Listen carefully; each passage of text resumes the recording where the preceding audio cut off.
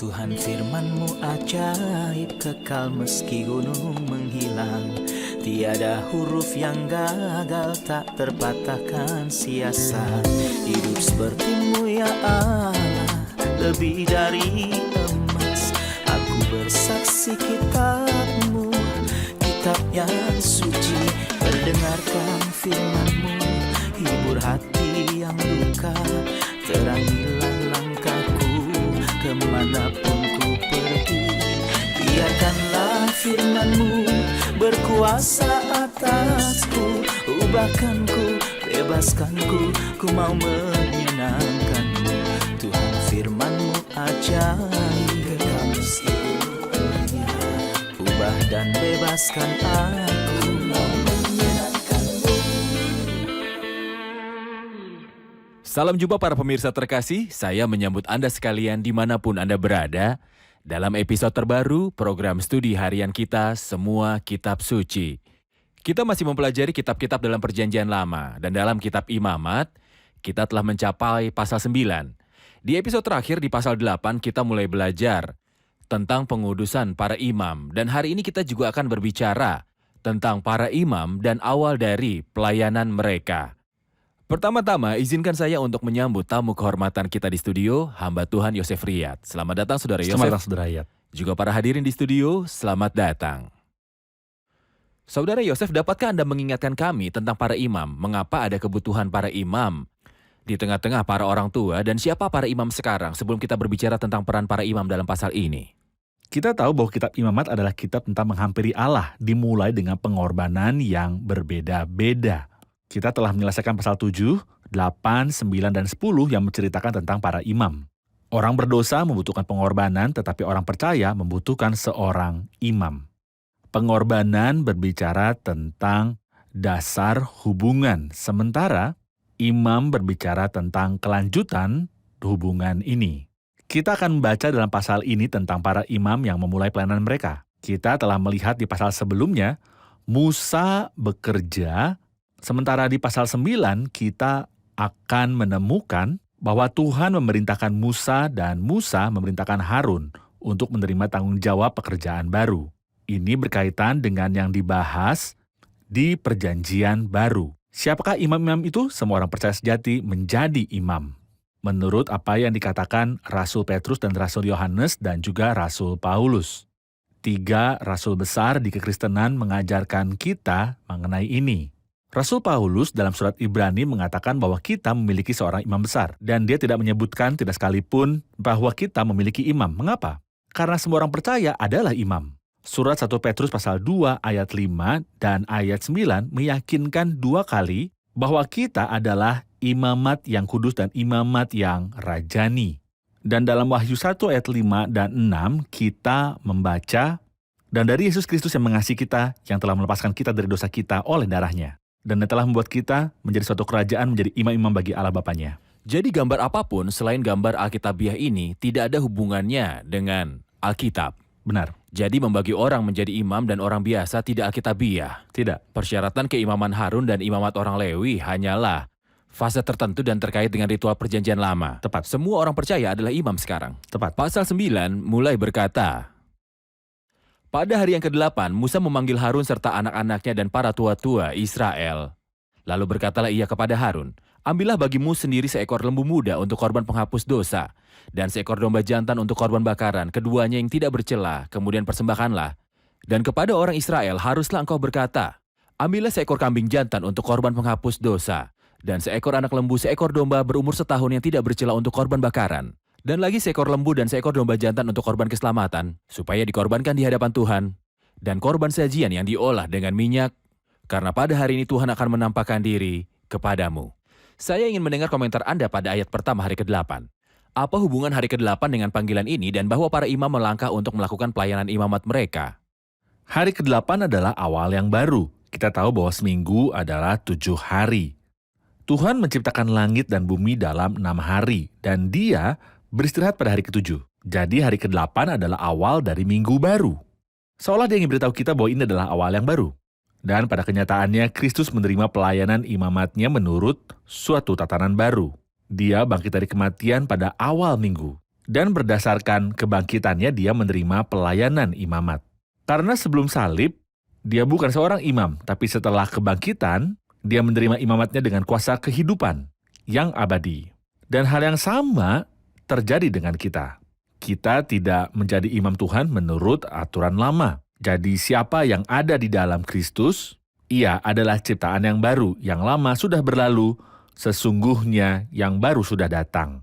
Di sini hari ke-8 berbicara tentang awal yang baru, baik untuk Kristus dan imamatnya atau untuk orang percaya dan imamat kita dari perjanjian baru. Saudara Yosef, ia menunjukkan lagi korban-korban yang dipersembahkan, Ya, baik oleh para imam ataupun oleh orang Israel. benar. Apakah ada kebutuhan untuk pengorbanan itu untuk menunjuk pada pekerjaan imamat? Semua pengorbanan berbicara tentang Kristus dan kematiannya. Korban pertama baik untuk Harun dan anak-anaknya atau untuk umatnya adalah pengorbanan dosa. Jadi kebutuhan pertama manusia adalah obat untuk masalah dosa.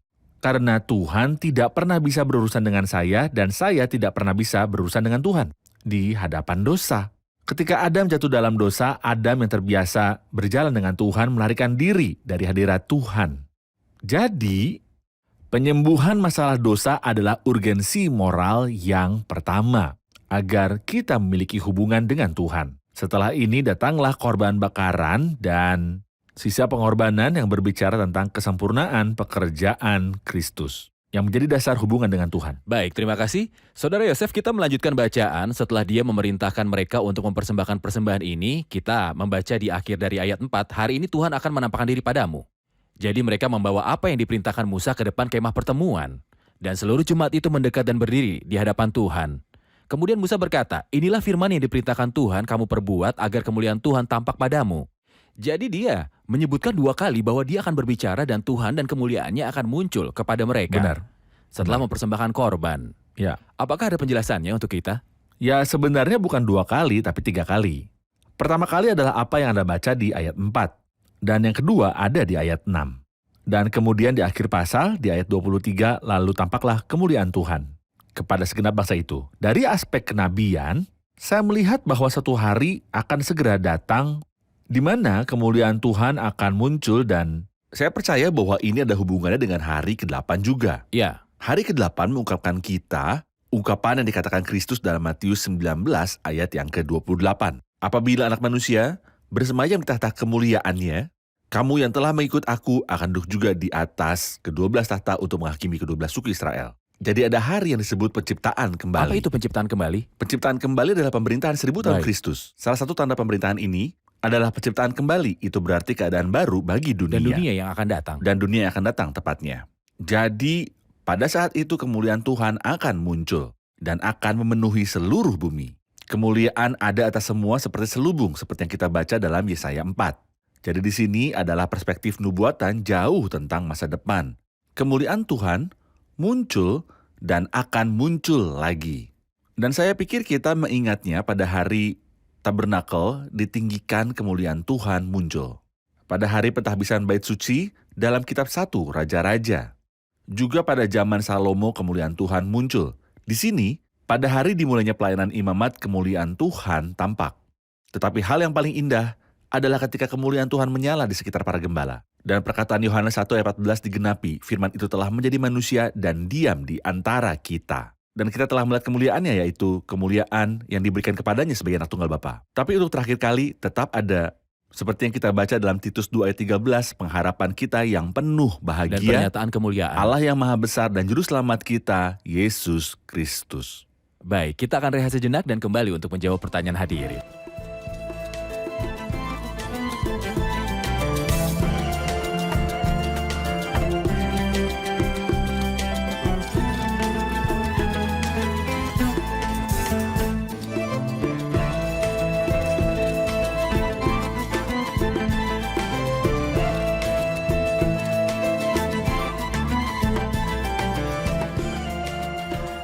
Kita telah belajar dari episode sebelumnya bahwa imam adalah yang terdekat dengan Allah. Jadi mengapa meski paling dekat dengan Tuhan, dia harus mempersembahkan korban untuk dirinya sendiri? Silakan. Faktanya, ada jawaban langsung untuk pertanyaan ini yang kita temukan dalam surat Ibrani pasal yang ke-5. Ketika kita membaca, sebab setiap imam besar yang dipilih dari antara manusia ditetapkan bagi manusia seperti Harun. Ditunjuk bagi manusia dalam hal-hal yang berkaitan dengan Tuhan, supaya ia mempersembahkan baik pemberian maupun korban penebusan dosa. Di antara ciri-ciri imam besar harus dapat mengerti orang-orang yang jahil dan orang-orang yang sesat, karena ia sendiri penuh dengan kelemahan. Dan kemudian dia berkata yang mengharuskannya untuk mempersembahkan korban karena dosa bukan saja bagi umat, tetapi juga bagi dirinya sendiri. Jadi meskipun dia paling dekat dengan Tuhan, dia juga tunduk pada kelemahan. Dan dia jatuh dalam dosa, dan karena kelemahan ini dan karena dosa-dosa ini, dia harus mempersembahkan untuk dirinya terlebih dahulu, dan inilah yang kita lihat di sini, dan kita melihatnya juga ketika kita mencapai imamat pasal 16, pada hari penebusan dosa. Baik, terima kasih. Saudara Yosef, mulai dari ayat 7 kita membaca kata Musa kepada Harun, "Datanglah mendekat pada mezbah, olahlah korban menghapus dosa dan korban bakaran, dan adakanlah pendamaian bagimu dan bagi bangsa itu. Sesudah itu olahlah persembahan bangsa itu dan adakanlah pendamaian bagi mereka. Maka mendekatlah Harun kepada mezbah dan disembelihnya anak lembu yang akan menjadi korban menghapus dosa. Dan anak-anak Harun menyampaikan darah lembu itu kepadanya, dan Harun mencelupkan jarinya ke dalam darah itu dan membubuhkannya pada tanduk-tanduk mezbah." Mohon komentar Anda, kita tidak bisa berhenti di setiap titik, tapi apa hubungan antara darah dan tanduk mezbah? Mengapa darah dimasukkan di tanduk mezbah?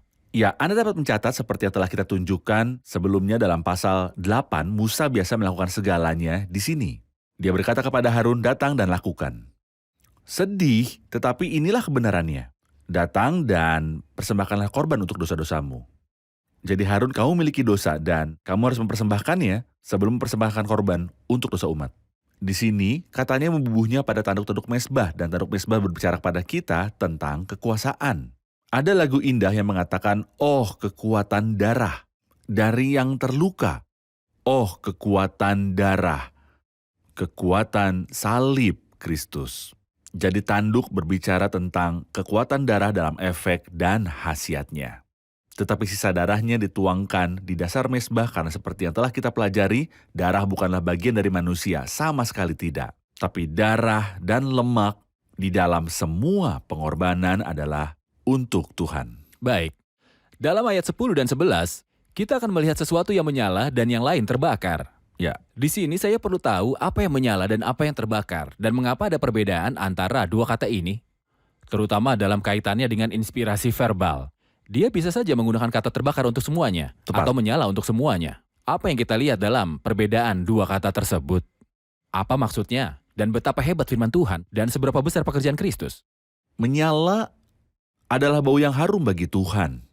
Sementara terbakar adalah gambar sebaliknya, itu adalah murka Tuhan yang menetap pada pengorbanan. Di sini ada sesuatu yang dinyalakan untuk menyenangkan Tuhan dan ada sesuatu yang terbakar. Di mana murka Allah menetap, dan saya percaya kita melihat dua hal itu. Dalam Yesaya 53 ayat 10, "Tetapi Tuhan berkehendak meremukkan dia dengan kesakitan." Jadi ada kesenangan Allah, tetapi di saat yang sama ada kesengsaraan dengan kesedihan. Di sini ketika dia berkata lemak, buah pinggang dan umbai hati dari korban penghapus dosa itu dibakarnya di atas mezbah, seperti yang diperintahkan Tuhan kepada Musa. Tetapi daging dan kulitnya dibakarnya habis di luar perkemahan. Dibakar habis di luar perkemahan mengingatkan kita pada sebuah ayat yang indah di akhir 2 Korintus pasal 5. Dia yang tidak mengenal dosa, yang sepanjang hidupnya berkenan di hati Allah telah dibuatnya menjadi dosa karena kita dibenarkan oleh Allah. Itu sebabnya dia dibakar di luar perkemahan. Korban yang darahnya dibawa ke tempat maha kudus, tubuh mereka dibakar di luar perkemahan. Di sini kita menemukan sesuatu yang menyala yang menyenangkan hati Tuhan. Dan sesuatu yang terbakar, murka Tuhan dicurahkan pada penggantian berharga yang mewakili saya ini dan semua orang percaya sejati. Benar. Dari ayat 12 sampai ayat 14 berbicara tentang korban bakaran.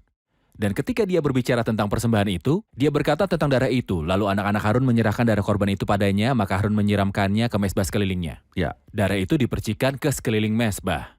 Darah korban bakaran. Apa yang dibicarakannya?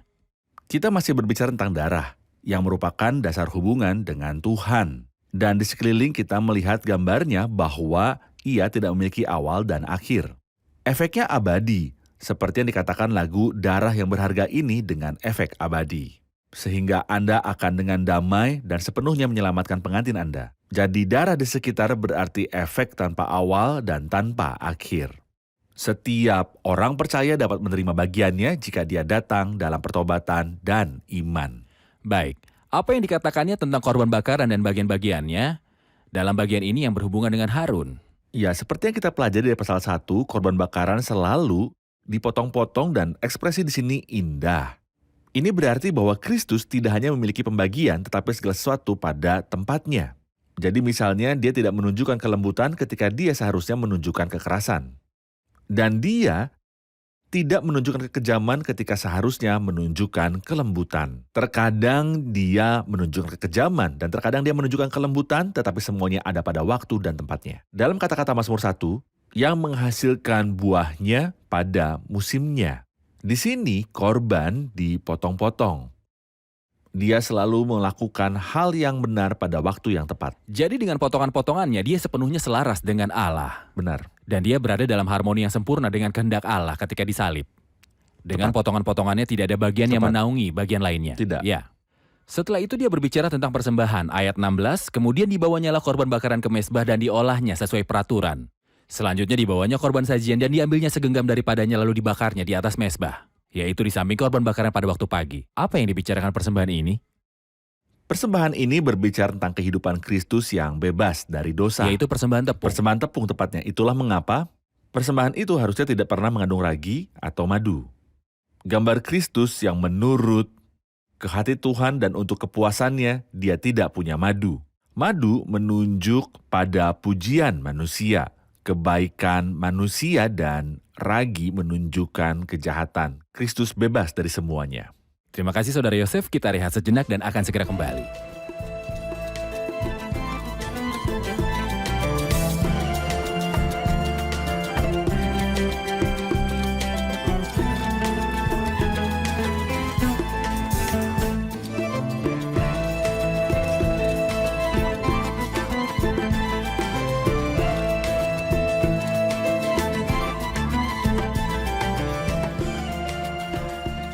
Di ayat 22, dan Harun mengangkat tangannya ke arah bangsa itu dan memberkati mereka. Di ayat 23 kita menemukan kalimat yang sama, mereka keluar dan memberkati orang-orang. Apakah ada perbedaan? Silakan. Saya percaya ada perbedaan dispensasional yang indah. Setelah diselesai mempersembahkan persembahan dosa, korban bakaran dan korban keselamatan, dia mengangkat tangannya dengan berkat. Ini mengingatkan kita akan Kristus setelah dia menyelesaikan pekerjaan keselamatan dalam Lukas 24. Dia mengangkat tangannya dengan berkat. Tetapi ada perbedaan besar, bahwa Harun turun, sementara Kristus naik ke surga. Tangan penuh berkat, dan kita membaca tentang berkat ini dalam Kisah pasal 3. Allah mengutus kepada kamu supaya ia memberkati kamu dengan memimpin kamu masing-masing kembali dari segala kejahatanmu. Ini terjadi setelah hari Pentakosta. Tetapi setelah itu Harun masuk bersama Musa ke kemah suci. Dan mereka tidak terlihat untuk sementara waktu, gambaran masa kini. Dan kemudian ketika Musa dan Harun keluar bersama-sama, mereka melambangkan raja dan imam karena Musa berada di posisi seorang raja. Dan Harun adalah seorang imam. Jadi raja dan imam akan muncul kedua kalinya tanpa dosa untuk menyelamatkan mereka yang menunggunya. Ini adalah gambaran waktu pemulihan segala sesuatu. Oleh karena itu, sehubungan dengan hal tersebut kita melihat pernyataan kemuliaan Tuhan nampak. Jadi ketika Kristus akan muncul dan duduk di atas tahta sebagai raja dan imam, sebagaimana kita baca dalam Zakaria, dia akan duduk di atas tahtanya sebagai raja dan imam dan tidak ada yang melayani dua posisi bersama-sama kecuali pribadi Kristus. Imam itu berasal dari suku Lewi dan raja-raja dari suku Yehuda. Tapi Kristus melayani keduanya bersama. Benar. Engkau adalah imam untuk selamanya menurut peraturan Melkisedek. Benar. Anda telah menunjukkan pengangkatan tangan Kristus dengan berkat selama kenaikannya di akhir Injil Lukas. Dan Anda telah menghubungkannya sebagai imam. Injil Lukas berbicara tentang Kristus sang imam. Dan inilah keakuratan Alkitab. Kita tak dapat mengabaikan hubungan seluruh bagian Alkitab satu sama lain. Tidak bisa. Kristus adalah imam dalam Injil Lukas. Benar. Sehubungan dengan berkat ini, Harun mengangkat kedua tangannya atas bangsa itu lalu memberkati mereka. Kemudian turunlah ia setelah mempersembahkan seluruh korban-korban itu. Kemudian masuklah Musa dan Harun ke kemah pertemuan. Setelah keluar mereka memberkati bangsa itu lalu tampaklah kemuliaan Tuhan kepada segenap bangsa itu. Anda memberitahu di awal episode bahwa ini adalah gambar terakhir Ya. ketika kemuliaan akan menutupi seluruh bumi. Benar. Ketika kemuliaan akan menutupi seluruh bumi, banyak orang akan mencari kedamaian di seluruh dunia dan berkat untuk seluruh dunia dan kemuliaan bagi seluruh dunia jauh dari Kristus dan pengorbanan Kristus. Bisakah kedamaian dan kemuliaan menang di dalam dunia karena perjanjian manusia jauh dari Kristus dan salib Kristus? 2 kali dalam nubuatan Yesaya 48 dan Yesaya 57, 2 pasal berakhir dengan pernyataan yang sama. Tiada damai bagi orang-orang fasik itu, firman Allahku. 1 Tesalonika 5, apabila mereka mengatakan semuanya damai dan aman, maka tiba-tiba mereka ditimpa oleh kebinasaan seperti seorang perempuan yang hamil ditimpa oleh sakit, bersalin, mereka pasti tidak akan luput. Tidak ada perdamaian kecuali atas dasar kebenaran. Tanpa salib, Anda tidak akan menemukan kebenaran. Karena di salib, Tuhanku, aku melihat keadaan yang baik. Dan inilah yang kita lihat di Melkisedek yang telah Anda tunjuk dalam Ibrani 7. Betapa menakjubkannya Alkitab, kita membaca bahwa namanya pertama kali terjemahkan sebagai Raja Kebenaran. Raja. Dan kemudian Raja Perdamaian.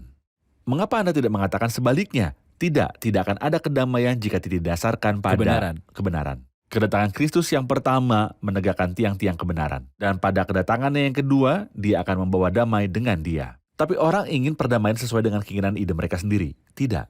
Benar. Itu tak akan terjadi. Itulah mengapa kemuliaan Allah tampak kepada semua orang. Ya. Seluruh dunia akan melihat kemuliaan Tuhan pada saat itu. Sebuah Mereka akan kemuliaan melihat. yang bersifat Benar. publik. Ayat ke-24, dan api keluar dari hadapan Tuhan dan menghanguskan korban bakaran dan lemak di atas mezbah. Api keluar dari hadapan Tuhan dan menghabiskan korban bakaran dan lemak di atas mezbah. Apa yang kita lihat? Ini mengingatkan kita pada apa yang disebutkan dalam kitab 2 Tawari pasal 5, di mana dikatakan bahwa pada hari pentahbisan bait suci, api Tuhan turun dari surga dan menghabiskan persembahan. Di sini kita melihat sesuatu yang serupa. Tapi saya menghubungkan kemuliaan. Itu memiliki dasar. Dasar kemuliaan adalah Benar. korban dan pengorbanan. Itu sebabnya dikatakan kemuliaan Tuhan muncul untuk semua orang dan api turun. Jika bukan karena api yang turun, tidak mungkin kemuliaan Tuhan Tanda muncul. penerimaan Tuhan atas pekerjaan ini. Tepat. Dan inilah yang terjadi di kayu salib Kristus ketika Allah membangkitkan anaknya dari kematian. Itulah bukti bahwa dia senang dengan pekerjaan itu. Dan kebangkitan Kristus dari kematian adalah dasar yang kuat dan mendasar dari semua berikut berkat termasuk langit baru dan juga bumi baru pada akhir zaman. Sesuatu terjadi di antara orang-orang setelah melihat kemuliaan Tuhan dan api yang datang dan menghanguskan korban bakaran dan lemaknya. Kita membaca, mereka berteriak dan jatuh tersungkur.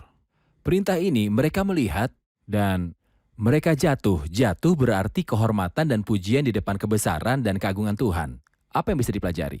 Ini mengingatkan saya minimal 2 ayat dalam Mazmur 2 ayat 11, di mana kita membaca layani Tuhan dengan takut dan bergembiralah dengan gemetar.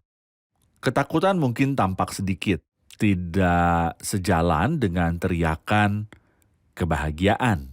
Tapi nyatanya ibadah kita kepada Tuhan dicirikan oleh ketakutan, bukan Takut. kengerian, tetapi ketakutan dan rasa hormat. Takut dan takwa dengan sukacita. Kita menyembah Tuhan dengan keduanya. Ayat kedua di akhir Ibrani 12, jadi karena kita menerima kerajaan yang tidak tergoncangkan, marilah kita mengucap syukur. Dan beribadah kepada Allah menurut cara yang berkenan kepadanya, dengan hormat dan takut, kita mengucap syukur. Mereka yang mengucap syukur, apakah mereka bahagia dan tidak ada masalah? Tidak, kita memiliki masalah. Tapi ini tidak berarti bahwa kita tidak menghormati Tuhan. Tidak pernah, itulah sebabnya, marilah kita mengucap syukur dan beribadah kepada Allah menurut cara yang berkenan kepadanya dengan hormat dan takut. Ketika kemuliaan ini akan terlihat di masa depan di seluruh dunia, kemuliaan yang akan memenuhi seluruh alam semesta, kemuliaannya akan memenuhi seluruh bumi. Kemudian kata-kata yang luar biasa ini akan terpenuhi. Mereka akan berteriak dan jatuh pada wajah mereka. Terima kasih Saudara Yosef, kita sudah di akhir episode, mari rangkum bersama para hadirin. Apa yang telah Anda pelajari? Imam perlu mempersembahkan persembahan untuk dirinya sendiri karena ia dikelilingi oleh kelemahan.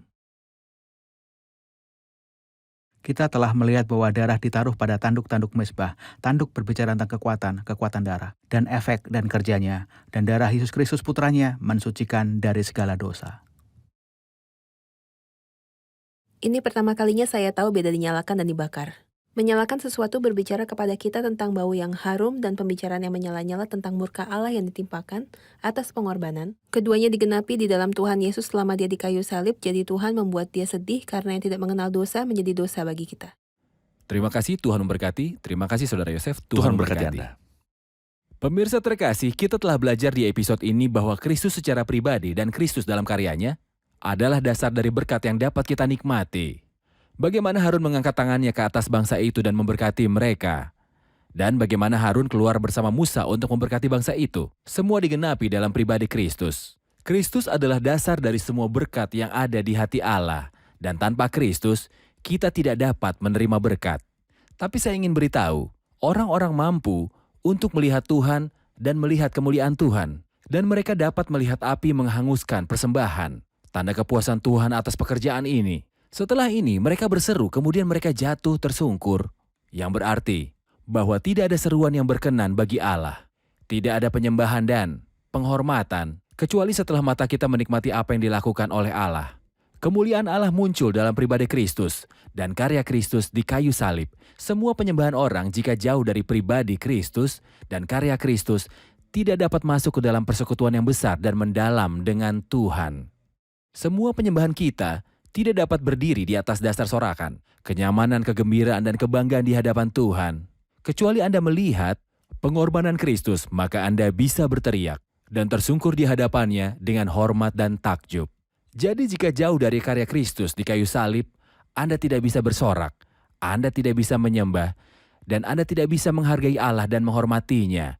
Berdasarkan karya Kristus di kayu salib, Anda dapat mempersembahkan penyembahan yang diterima di hadapan Tuhan. Pemirsa terkasih, saya mendorong Anda untuk memeriksa diri sendiri dan untuk mempertimbangkan kembali jenis penyembahan yang Anda persembahkan pada Tuhan. Apakah itu terkait dengan karya Kristus dan pribadinya, ataukah jauh dari pribadi Kristus dan karyanya? Pemirsa, sampai jumpa di episode selanjutnya. Tuhan menyertai.